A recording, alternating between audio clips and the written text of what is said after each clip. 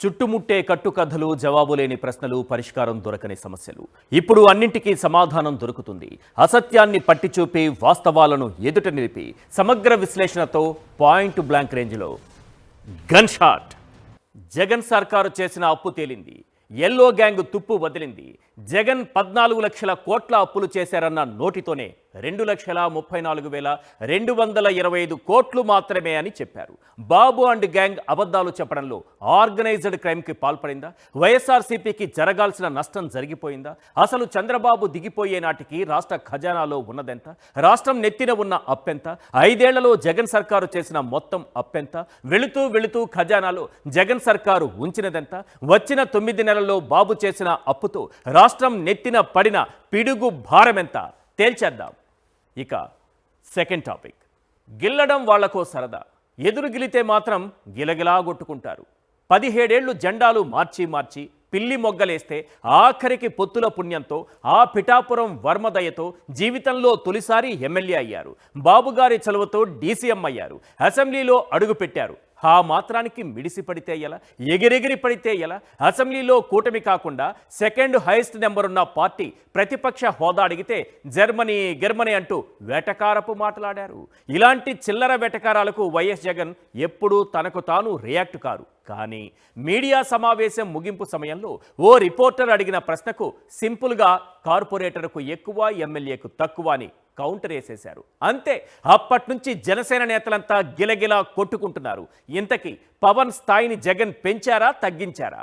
ఓ deputy సీఎంకు ప్రతిపక్ష హోదా దక్కుతుందా? 17 ఏళ్ల రాజకీయ అనుభవంలో పవన్ నేర్చుకుంది ఇదేనా? తేల్చేద్దాం. గన్ షాట్గా వినాయకుడి విగ్రహాలు పాలు తాగుతున్నాయంటే జనం నమ్మారు. ఆ తరువాత సాయిబాబా విగ్రహాలు కూడా పాలు తాగుతున్నాయంటే అది నిజమని నమ్మారు. జగన్మోహన్ రెడ్డి 14 లక్షల కోట్లు అప్పు చేశారని చెబితే ఖచ్చితంగా నమ్ముతారని బలంగా నమ్మారు చంద్రబాబు, రామోజీ. విగ్రహాలు పాలు ఎలా తాగుతాయని కాసేపు నిగ్రహంతో ఆలోచించి ఉంటే ప్రజలకు సమాధానం దొరికేది. 14 లక్షల కోట్లు అప్పులు ఎవరిస్తారు, ఎలా ఇస్తారు?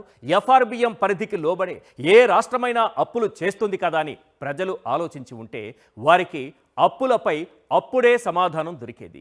బిజీ లైఫ్లో అంత లోతుగా ఆలోచించే సమయం వారికి లేదు. అందుకే చంద్రబాబు చెప్పేదే నిజమని, రామోజీ రాసిందే వాస్తవమని నమ్మారు. A life may take care of the present but it has no future. ఎవరన్నారో కానీ ఇది అక్షర సత్యం. జగన్ 14 లక్షల కోట్లు అప్పు చేశారని ఏ నోటితో చెప్పారో అది అబద్ధమని అసెంబ్లీ సాక్షిగా వాళ్లే ఒప్పుకున్నారు. అప్పులపై వైఎస్ఆర్సీపీ ఎమ్మెల్యేలు అడిగిన ప్రశ్నకు అసెంబ్లీలో ఆర్థిక మంత్రి పయ్యావుల కేశవ్ సమాధానమిచ్చారు. 2019 నుంచి 24 వరకు జగన్ సర్కారు చేసిన అప్పు కేవలం 2,34,225 కోట్లని తేల్చారు. ఒకవేళ దానికి కార్పొరేషన్ అప్పులు కలిపిన మొత్తం అప్పు 3,39,578 కోట్లు మాత్రమే అని రాసిచ్చారు.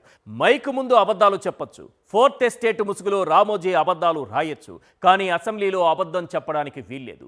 ఖచ్చితమైన సమాధానం ఖచ్చితంగా చెప్పాల్సిందే. 14 లక్షల కోట్లంటూ అబద్ధాలు చెప్పిన అన్ని నాలుకలపై అసెంబ్లీ సాక్షిగా పయ్యావుల కేశవ్ నిమ్మరసం పిండారు. వైఎస్ఆర్సీపీ ఎమ్మెల్యేలు అడిగిన ప్రశ్నకు లిఖితపూర్వక సమాధానం ఇచ్చారు. చంద్రబాబు అండ్ టీం చెప్పినవన్నీ అబద్ధాలేనని సంతకం పెట్టి మరీ రాసిచ్చారు. అందుకే ఈ సందర్భంలో మరొక్కసారి మన రాజ్యాంగానికి, ప్రజాస్వామ్యానికి, శాసన వ్యవస్థలకు హ్యాట్స్ ఆఫ్ చెప్పాల్సిందే.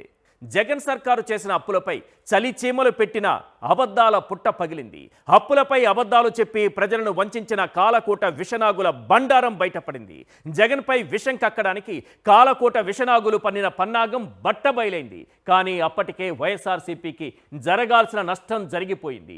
ఎన్నికలకు ముందు ఏం ప్రచారం చేశారు? జగన్ ఆర్థిక విధ్వంసం సృష్టించారట. 14 లక్షల కోట్ల అప్పులు చేశారట. రాష్ట్రం శ్రీలంక అయిపోవడం ఖాయమట. చంద్రబాబు కక్కే అబద్ధాల విషయాన్ని రాష్ట్రమంతా చల్లడానికి పవన్ కళ్యాణ్, పురంధేశ్వరి శ్రమిస్తే ఎల్లో మీడియా సాయం చేసింది. ఏ నాలుకతో అబద్ధాలు చెప్పారో అదే నాలుకతో నిజం ఒప్పుకోక తప్పలేదు.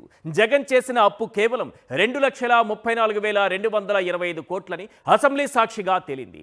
అసలు జగన్ అధికారంలోకి వచ్చే నాటికి రాష్ట్రంలో ఉన్న అప్పులెన్ని, జగన్ దిగిపోయే నాటికి ఉన్న అప్పులెన్ని ఒక్కసారి మనం స్క్రీన్ పైన చూద్దాం. వైఎస్ఆర్సీపీ ఎమ్మెల్యేలు అడిగినటువంటి ప్రశ్నకు కూటమి ప్రభుత్వం లిఖితపూర్వకంగా ఇచ్చినటువంటి సమాధానం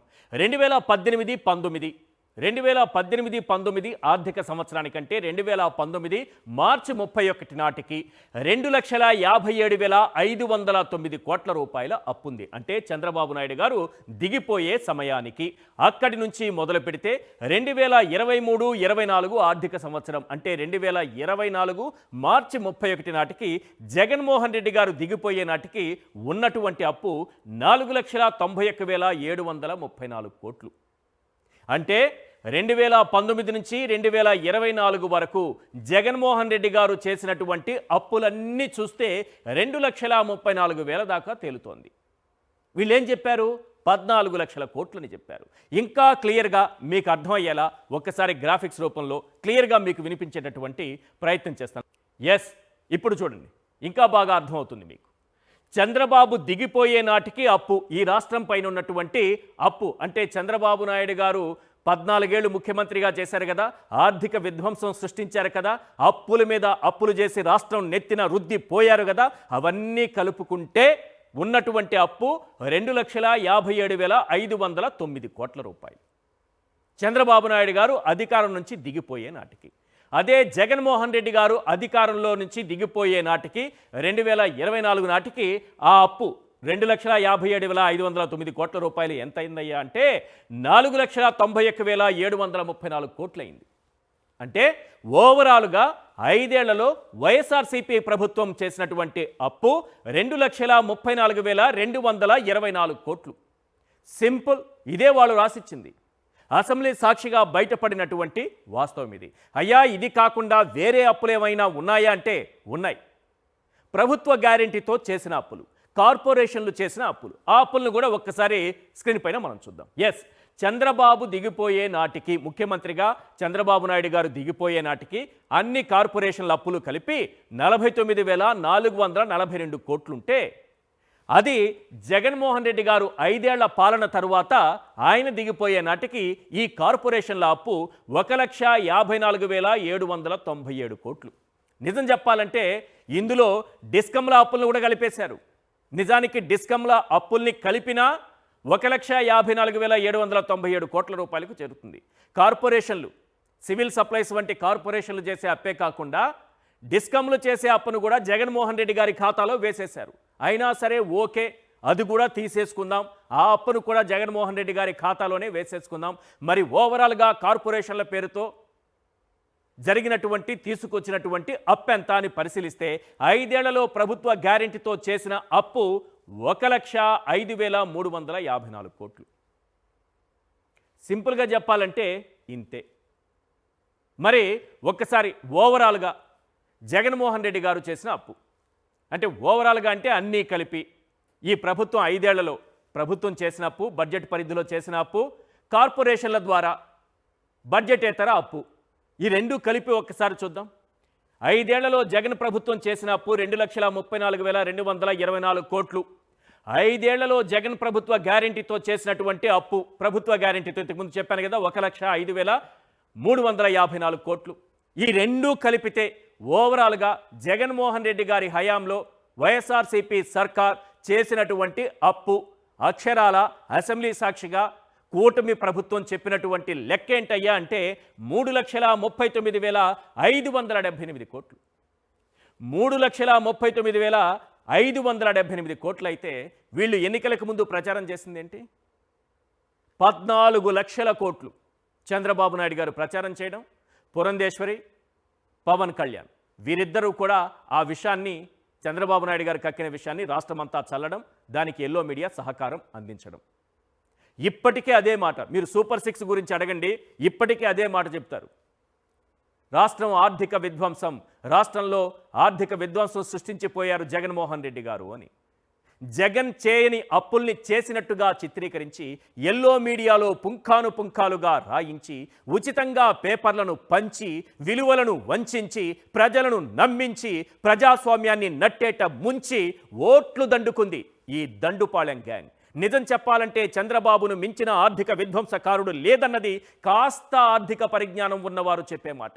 ఒక్క మాటలో చెప్పాలంటే 15 ఏళ్ల అతని పాలనలో రాష్ట్రం ఆర్థికంగా చితికిపోయింది.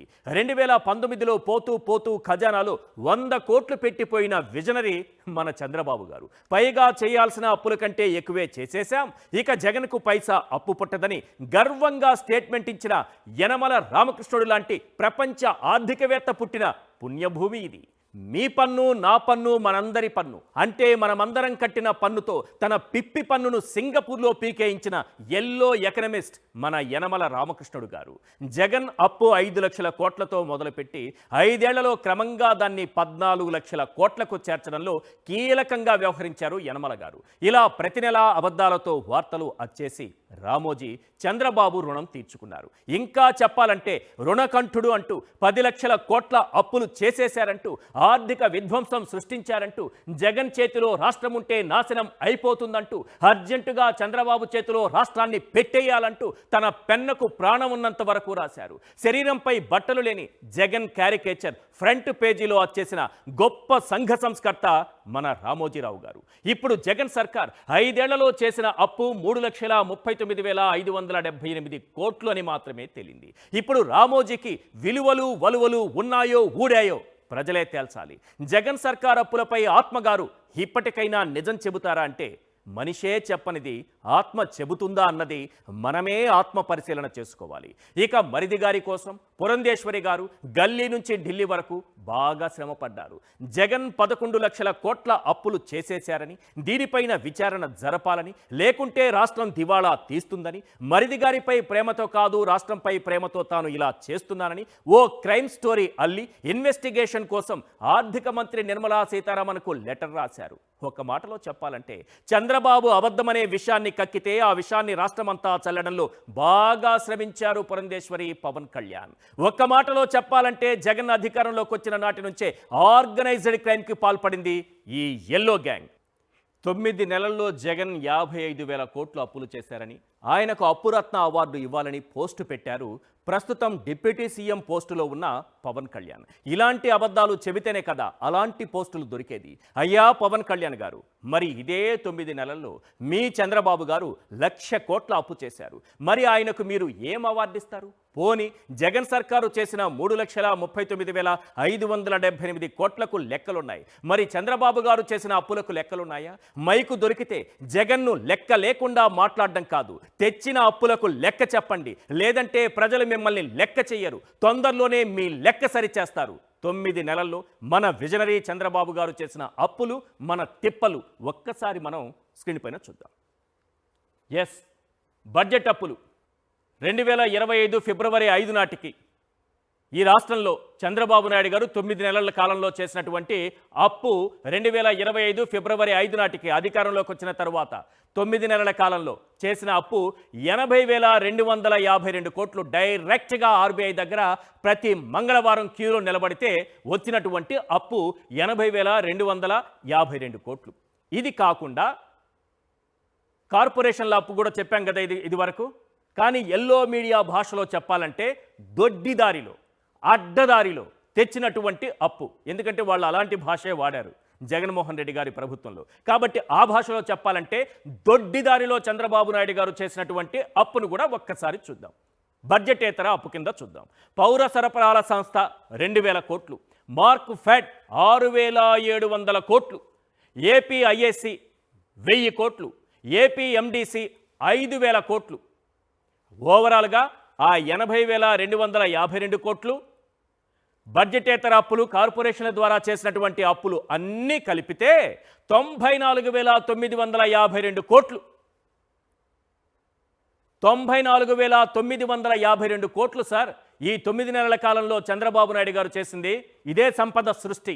చూశారు కదా, 55,000 కోట్లు అప్పులు చేశారని, అప్పురత్న అవార్డు ఇవ్వాలని జగన్మోహన్ రెడ్డి గారికి పోస్టుల మీద పోస్టులు పెట్టినటువంటి పవన్ కళ్యాణ్ గారు ఇప్పుడు ఏ అవార్డు ఇస్తారు ఈ 94,952 కోట్లకు?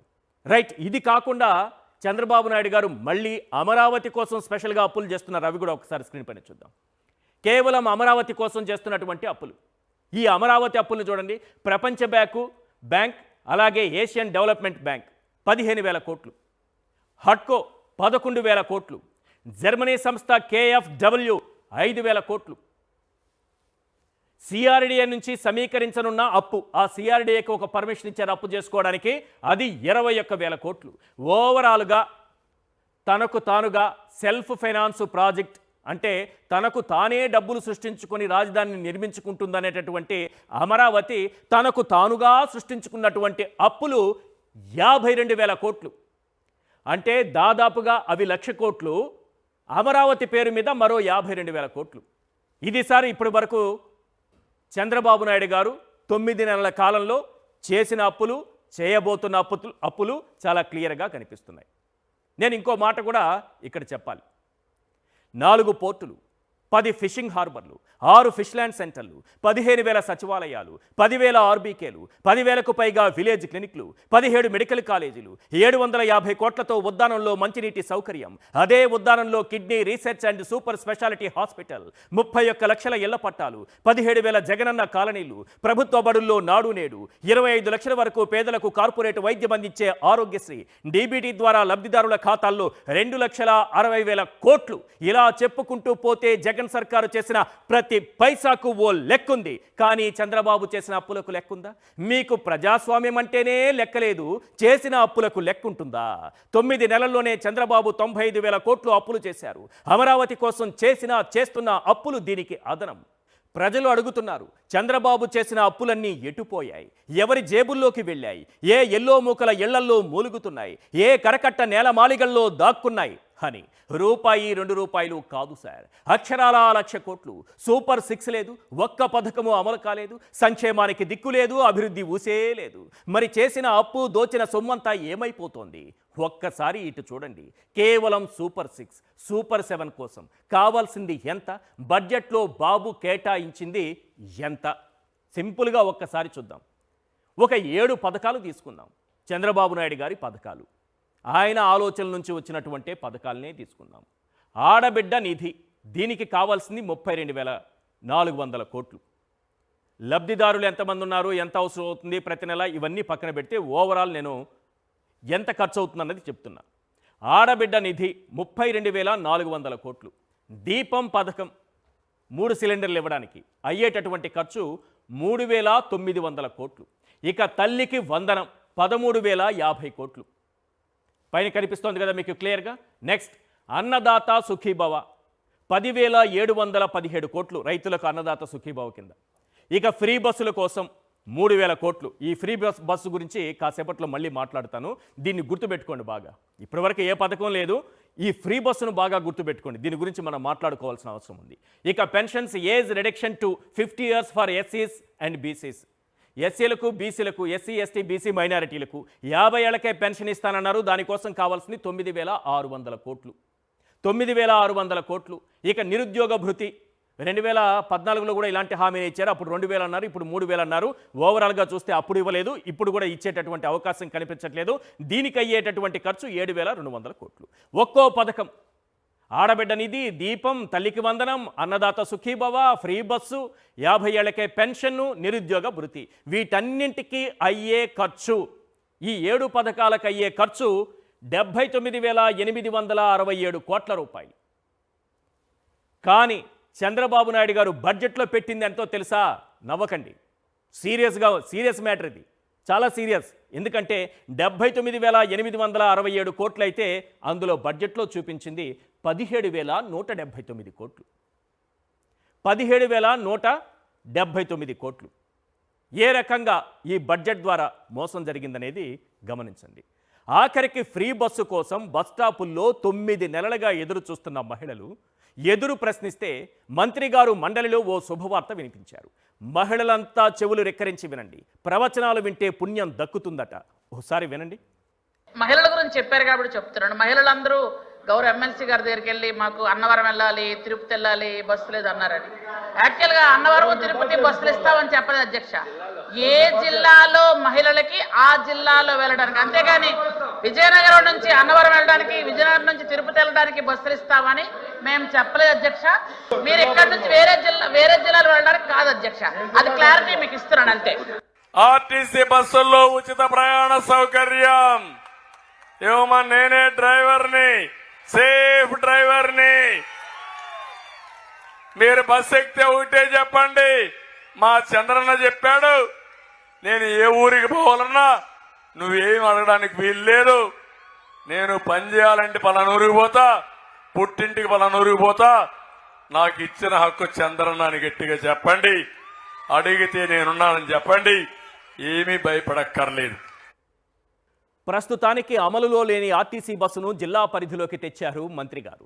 రేపది అమల్లోకి వచ్చే నాటికి మండల పరిధికే పరిమితం కావచ్చు, లేదా మీ గ్రామానికే పరిమితం కావచ్చు. అర్థం కాలేదా? మీ ఊర్లో ఈ స్టాప్లో ఎక్కి పక్క స్టాప్లో దిగేయాలి. ఒకటి మాత్రం నిజం, రాష్ట్రం అప్పులు 14 లక్షల కోట్లు 14 లక్షల కోట్లంటూ డప్పు కొట్టి ప్రచారం చేసిన అబద్ధాన్ని చంద్రబాబు నిజం చేయబోతున్నారు. ఆర్థిక విధ్వంసంలో ఆరితేరిన చంద్రబాబు నిజంగానే రాష్ట్రాన్ని 14 లక్షల కోట్ల అప్పుల్లో ముంచేయబోతున్నారా? అప్పుల్లో ఆయన గారి దూకుడు చూస్తే 5 ఏళ్లు అవసరం లేదనిపిస్తోంది. Last but not least, Chandrababu ఒక పచ్చి అబద్ధం, జగన్ ఒక నికార్సైన నిజం. నిజం నిప్పు లాంటిది, తాను కాలిపోతుందేమో కానీ మరక మాత్రం అంటించుకోదు. ఇది మాత్రం గన్ షాట్. ఏం బాబు సోషల్ మీడియాలో ఏం నడుస్తోంది అని అడిగితే అన్నింటా వినిపించే ఒకే ఒక్క మాట, కార్పొరేటర్కు ఎక్కువ, ఎమ్మెల్యేకు తక్కువ అని. అవును, ఇప్పుడు ఇదే డైలాగ్ సోషల్ మీడియాలో ట్రెండ్ అవుతుంది. నిజానికి అది పవన్ను టార్గెట్ చేస్తూ చేసిన సెటైర్ కానే కాదు. ఏదో యథాలాపంగా జగన్ అలా అనేశారు. అదే ఇప్పుడు ట్రెండింగ్లోకి వచ్చింది. దెబ్బకు గిలగిలా కొట్టుకుంటున్నారు.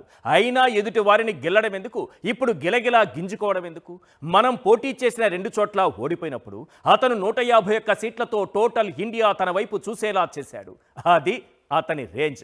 నిన్నగాక మొన్న అసెంబ్లీలో అడుగుపెట్టి హోదా కావాలంటే జర్మనీ వెళ్ళాలి, సభలో అధికార పక్షం మేమే, ప్రతిపక్షం కూడా మేమే అంటూ మిడిమిడి జ్ఞానంతో మాట్లాడితే అట్నుంచి ఇలాంటి సెటైర్లే పడుతాయి.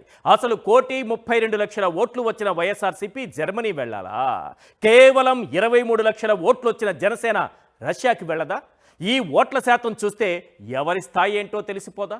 అతను 2009లో తొలిసారి కడప నుంచి లోక్సభ ఎంపీ. వైఎస్ఆర్ ఆకస్మిక మరణం, కాంగ్రెస్ కుట్రల కారణంగా పార్టీ నుంచి బయటకొచ్చి వైఎస్ఆర్ కాంగ్రెస్ పార్టీ పెట్టారు. 2014లో ఇదే కూటమిని ఢీకొట్టి 67 సీట్లు సాధించారు. ఆ తర్వాత రాష్ట్ర వ్యాప్తంగా పాదయాత్ర చేసి 175కు 151 అసెంబ్లీ సీట్లు సాధించారు. ముఖ్యమంత్రి అయ్యారు. రాష్ట్రం మునిపెన్నడూ చూడని అభివృద్ధి, సంక్షేమం చూపించారు. అయినా చివరకు అబద్ధపు ప్రచారాలే గెలిచాయి. ఇప్పుడు ప్రతిపక్షంలో కూర్చుని మాజీ సీఎం హోదాలో ఉన్నారు. అది అతని స్థాయి. మరి మన స్థాయి ఏంటి? 17 ఏళ్ళు అంటే ప్రజారాజ్యం మొదలైనప్పటి నుంచి రాజకీయాల్లో ఉన్నాం. 2014లో సొంత కుంపటి పెట్టాం. అప్పటి నుంచి షూటింగ్లో కాస్ట్యూమ్స్ మార్చినట్లు రాజకీయ జెండాలు మారుస్తూనే ఉన్నాం. వాళ్ళు సైనికులు కాదు, జెండా కూలీలేని పదే పదే గుర్తు చేస్తూనే ఉన్నాం. 2014 ఎన్నికల్లో టీడీపీ, బీజేపీకి మద్దతిచ్చాం. 2019 ఎన్నికల నాటికి ఓట్లను చీల్చే కుట్రలో భాగంగా టీడీపీతో కటిఫ్ చెప్పాం. ఆ ఎన్నికల్లో దొరికిన ప్రతి రాజకీయ జెండాని భుజానికెత్తుకున్నాం. అయినా పోటీ చేసిన 2 నియోజకవర్గాల్లోనూ బొక్కబోర్లా పడ్డాం. ఆ తర్వాత మళ్ళీ అదే టీడీపీ, అదే బీజేపీతో పొత్తు కట్టి అడ్డదిడ్డమైన అబద్ధాలన్నీ ప్రచారం చేసి చివరకు ఎన్నో పిల్లి మొగ్గలేసిన తరువాత జీవితంలో తొలిసారి ఎమ్మెల్యే అయ్యాం. ఎమ్మెల్యే బోర్డు కింద పిఠాపురం వర్మగారి సౌజన్యం అని, డీసీఎం బోర్డు కింద చంద్రబాబు దీవెనలతో అని ట్యాగ్ లైన్ పెట్టుకునే స్థితిలో ఇంకా ఉన్నాం. అట్లాంటి మనం స్థాయి గురించి, జర్మనీ, జపాన్ల గురించి మాట్లాడితే బాగోదు, అస్సలు బాగోదు. అయినా మేము ఇలానే ఉంటాం, అలానే మాట్లాడుతామంటే అట్నుంచి పడే సెటైర్లను సైలెంట్గా తీసుకోవాలి, అస్సలు అరసకూడదు. కార్పొరేటర్కు ఎక్కువ, ఎమ్మెల్యేకు తక్కువ అనే సెటైర్ ట్రెండింగ్లో ఉన్న వేళ కొన్ని ప్రశ్నలు వినిపిస్తున్నాయి. అవేంటో ఒక్కసారి మనం స్క్రీన్ పైన చూద్దాం. క్వశ్చన్ నెంబర్ 1, 6% పార్టీకి ఆయన గురించి మాట్లాడే అర్హత ఉందా? క్వశ్చన్ నెంబర్ 2, పవన్ స్థాయిని జగన్ పెంచారా, తగ్గించారా? క్వశ్చన్ నెంబర్ 3, ఓ డిప్యూటీ సీఎంకు ప్రతిపక్ష హోదా దక్కుతుందా? క్వశ్చన్ నెంబర్ 4, 17 ఏళ్ల రాజకీయ అనుభవంలో పవన్ నేర్చుకుంది ఇదేనా? జగన్ సెటైర్తో జనసేన గిలగిలా కొట్టుకుంటున్న వేళ వినిపిస్తున్నటువంటి ప్రశ్నలివే. జగన్కు ఎట్టి పరిస్థితుల్లో ప్రతిపక్ష హోదా రాదట. 17 ఏళ్లు రాజకీయాల్లో ఆపసోపాలు పడి ఆఖరికి పొత్తుల పుణ్యాన తొలిసారి ఎమ్మెల్యే అయిన పవన్ కళ్యాణ్ గారు ఈ స్టేట్మెంట్ ఇచ్చారు. ప్రతిపక్ష హోదా కావాలంటే వైఎస్ఆర్సీపీ జర్మనీ వెళ్ళాలట. అందుకే జగన్ అన్నది పవన్ కళ్యాణ్ కార్పొరేటర్కు ఎక్కువ, ఎమ్మెల్యేకు తక్కువ అని. అది కూడా జగన్ ఆలోచించి ఏదో అనాలనే ఉద్దేశంతో వేసిన సెటైర్ కానే కాదు. కానీ ఆ సెటైర్ పేలింది. అది జనసేనకు బాగానే గుచ్చుకుంది. ఈ సెటైర్ పడిన క్షణం నుంచి ఏం చేయాలో పాలుపోక విలవిలలాడుతూ గిలగిలా కొట్టుకుంటున్నారు. 1,32,00,000. ఎస్, 1,32,00,000. వైఎస్ఆర్సీపీకి కేవలం 11 సీట్లే వచ్చిన ఎన్నికల్లో ఆ పార్టీకి వచ్చిన ఓట్లివి. మరి 21 స్థానాలు గెలిచిన జనసేనకు వచ్చిన ఓట్లెన్నో తెలుసా? కేవలం 23 లక్షలు. అందులోనూ ఎన్నికలకు ముందే కూటమి కట్టి, గెలిచాక డీసీఎం పదవి పట్టి, నేడు ప్రతిపక్ష నేత హోదాకు అడ్డుపుల్ల పెట్టి అడ్డదిడ్డంగా మాట్లాడితే జగన్ ఇచ్చిన స్టేట్మెంటే కరెక్ట్ అవుతుంది. ఏనాడైనా సూపర్ 6 హామీలు ఎక్కడా అని పవన్ నిలదీశారా? ఆడబిడ్డలపై దాడులు, అత్యాచారాలు పెరుగుతుంటే ఈ ప్రభుత్వాన్ని ప్రశ్నించారా? గిట్టుబాటు ధర లేక రైతులు అల్లాడుతుంటే వారి తరఫున ఏనాడైనా నిలబడ్డారా? బాబుతో పొత్తు, మరో 15 ఏళ్లు ఉండాలని కలలు కనడం తప్ప, చంద్రబాబు భజన చేయడం తప్ప ఏం చేస్తున్నారని ప్రతిపక్ష నేత హోదా ఇవ్వాలి? అయినా ఒక డిప్యూటీ సీఎంకు ప్రతిపక్ష నేత పదవి ఎక్కడైనా ఇస్తారా? అందుకే అనేది కార్పొరేటర్కు ఎక్కువ, ఎమ్మెల్యేకి తక్కువ అని. 6% ఓట్ షేర్కే ఈ అరుపులు అవసరమా? నిజానికి జగన్ అదే పనిగా పనిగట్టుకుని పవన్ కళ్యాణ్ను విమర్శించాలని ఏనాడూ అనుకోలేదు. కానీ జగన్పై నిత్యం తిట్ల దండకం వల్లించే పవన్, ఆయన పార్టీ నాయకులు, కార్యకర్తలకు ఆయన ఒక్క సెటైర్ విసిరితే అంత బాధెందుకనే ప్రశ్న వినిపిస్తోంది. జనసేనతో పాటు టీడీపీకి ఉన్న పెద్ద సమస్య ఏంటంటే తాము మాత్రం అందరినీ తిడతాం, నోటికొచ్చినట్లు మాట్లాడతాం, స్థాయిని మించి ఏది పడితే అది వాగుతాం, తమను మాత్రం ఎవరు ఏమీ అనకూడదని కోరుకోవడం. అసలు పవన్ను ఉద్దేశించి జగన్ సెటైర్ వేశారని, అవమానించారని, విమర్శించారని అనుకుంటున్నారు. కానీ ఒంటరిగా పోటీ చేసి రాజకీయంగా ఈ దఫా వీరమరణం పొందడానికి తాను సిద్ధంగా లేనని పవన్ ఎన్నికలకు ముందే చెప్పారు. అంటే దాని అర్థమేంటో తెలుసా? టీడీపీతో పొత్తు పెట్టుకోకపోతే ఎన్నికల్లో తానే స్వయంగా గెలవలేనని చెప్పకనే చెప్పినట్లు. మరి అదే మాట జగన్ అంటే ఉలికెందుకు? రాజకీయాల్లో ఓ మాట అనడానికి 2 మాటలు పడటానికి ఎప్పుడూ సిద్ధంగా ఉండాలి. నిజానికి ప్రతిపక్ష హోదా గురించి మాట్లాడుతూ జర్మనీ, జపాన్ అంటూ, పాపం 11 సీట్లంటూ పవన్ చాలాసేపు జగన్ టార్గెట్గా మాట్లాడారు. కానీ పవన్ కోసం అంత టైం కేటాయించని జగన్ సింపుల్గా కార్పొరేటర్కు ఎక్కువ, ఎమ్మెల్యేకు తక్కువ అనేశారు. కానీ ఈ విషయంలో కౌంటర్ ఇవ్వడానికి సత్తా లేక, సబ్జెక్టు దొరక్క జనసేన ఎదురుదాడికి దిగుతోంది. ఫైనల్గా ఒక్క విషయం గుర్తుపెట్టుకోండి, జగన్ ఎన్నికల్లో గెలిస్తే ముఖ్యమంత్రి అవుతారు, ఓడితే మాజీ ముఖ్యమంత్రిగా ఉంటారు. కానీ పవన్ గెలుపు పొత్తులపై, ఆయనకొచ్చే పదవి చంద్రబాబు, ఆయన కుమారుడు లోకేష్ దయపై ఆధారపడి ఉంటుంది. వీరమల్లు వీరగాథ ఇక్కడితో సమాప్తం. ఇది మాత్రం